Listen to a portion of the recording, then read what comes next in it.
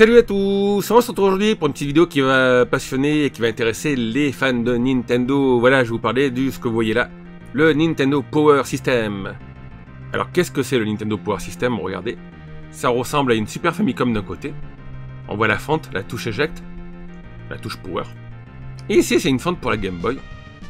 Et c'est dans une grosse machine. Donc vous avez dû connaître le Famicom Disk System. Vous alliez au magasin, vous preniez votre... Enfin, pas nous, les Japonais allaient au magasin. Ils chargeaient leur carte, leur disquette, et ils récupéraient des jeux, c'était moins cher. Dans les années 2000, Nintendo fait pareil dans les magasins Lawson. Ils ont mis des bornes Lopi, et c'est cette borne que vous avez vue, celle-ci là, qui vous permet de charger des cartouches Game Boy, ou des cartouches Super Famicom, avec des jeux. Voilà, ça revenait moins cher d'acheter le jeu dans la boîte avec la notice, en magasin. Et ici, on a une autre vue de la machine, vous voyez, interdit aux moins de 18 ans. Un téléphone peut-être pour appeler en cas de problème. Donc là vous avez l'OPI, c'est la machine, hein. Ils font plusieurs types de machines.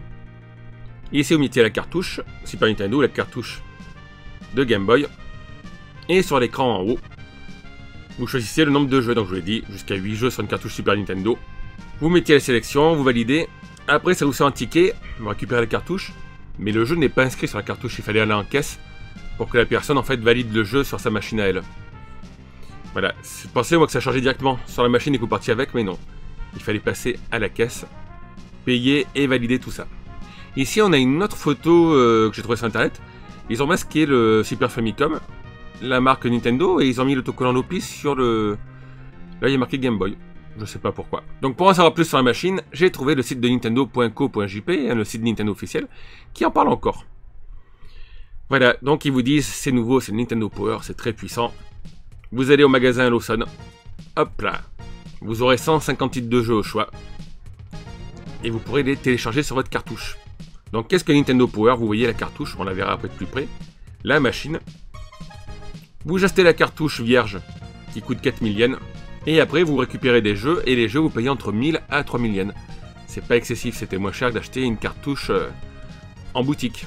À la caisse, d'après ce que j'ai lu, ils vous donnaient éventuellement une notice imprimée, hein, parce que bon, voilà, il fallait quand même savoir comment jouer au jeu. Donc ici, toujours le site de Nintendo, traduit en français.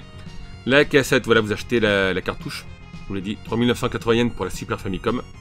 Après, vous allez sur la machine, vous tapez sur l'écran, vous prenez votre sélection de jeux. Sur la cartouche, vous avez 8 blocs. Là, vous avez 8 blocs de RAM pour le jeu, et vous avez des petits blocs pour la sauvegarde. Il y avait une pile dedans, hein, une pile au lithium. Donc, suivant les jeux que vous preniez, ça prenait de 1 à 3 blocs. Alors, si vous preniez 2 jeux de 3 blocs, ben voilà, vous pouvez mettre que 2 jeux sur la cartouche, puisqu'elle faisait 8 blocs. Ou 2 gros jeux et 2 petits. Si vous mettiez plusieurs jeux, vous aviez un écran de sélection chez vous. Après, il vous explique, quand vous avez fini hein, avec vos jeux, vous retournez chez Lawson, vous ne rachetez pas la cartouche, vous ramenez votre cartouche, et vous l'effacez et vous mettez des nouveaux jeux. Moyennant finance, bien sûr. Donc ici, on a une vue des 2 cartouches. Voilà, la Super Famicom, alors il y a 8 blocs, mais ils en mettent que 7. 1, 2, 3, 4, 5, 6, 7. Et la version Game Boy. C'est des cartouches blanches hein, qui ressemblent aux cartouches traditionnelles. Sur eBay, et ils vendent une cartouche, alors je vois pas l'intérêt puisqu'elle n'a pas de machine. Peut-être pour les collectionneurs.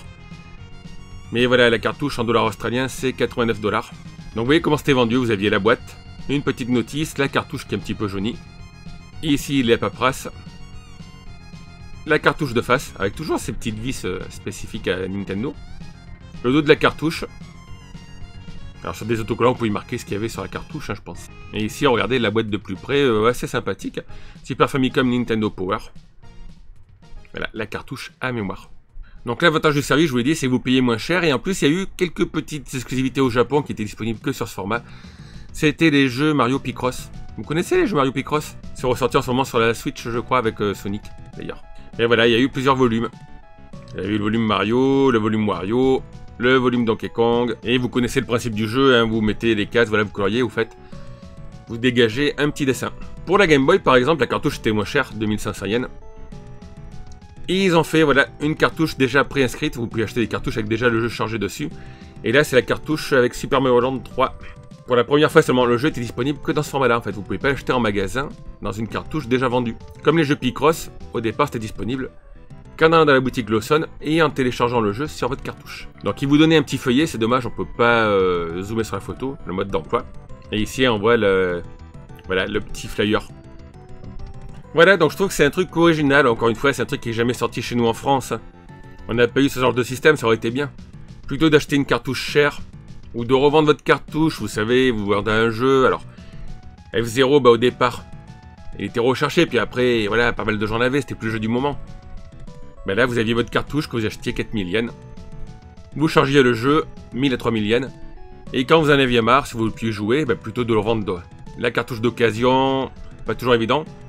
Vous alliez au magasin, vous la mettiez sur la borne, et vous rechargiez un autre jeu à la place. Un système assez pratique, je trouve. Mais voilà, le Japon a toujours été en avance, je trouve, par rapport à nous.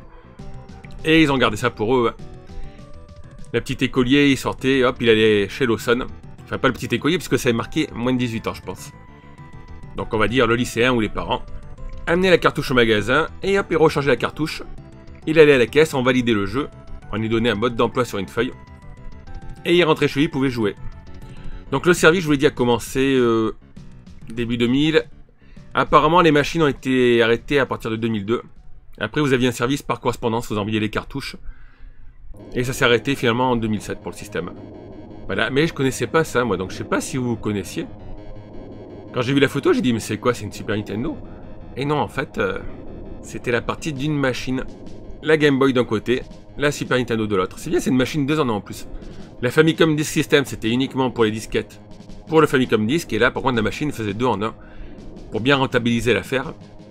Ça chargeait les cartouches Game Boy et les cartouches Super Nintendo. Plutôt Super Famicom d'ailleurs, puisqu'on est au Japon. Donc je vais vous laisser là, je vous mettrai le lien vers un Wikipédia Nintendo assez rempli, je trouve, cette machine. Voilà, je mettrai quelques liens, vous pouvez trouver quelques renseignements dessus, mais je vous dis, c'est comme toujours, tout ce qui est assez ancien, ben, il n'y a pas beaucoup de sources. Voilà, et j'ai pas vu beaucoup de gens qui parlaient de cette machine non plus, et personne en français. Donc je me suis dit, je vais vous faire la petite vidéo. Donc comme dit, n'hésitez pas à laisser vos questions, vos commentaires. Un petit pouce si la vidéo vous a plu. Et je vous dis à bientôt pour une nouvelle vidéo. Ciao tout le monde!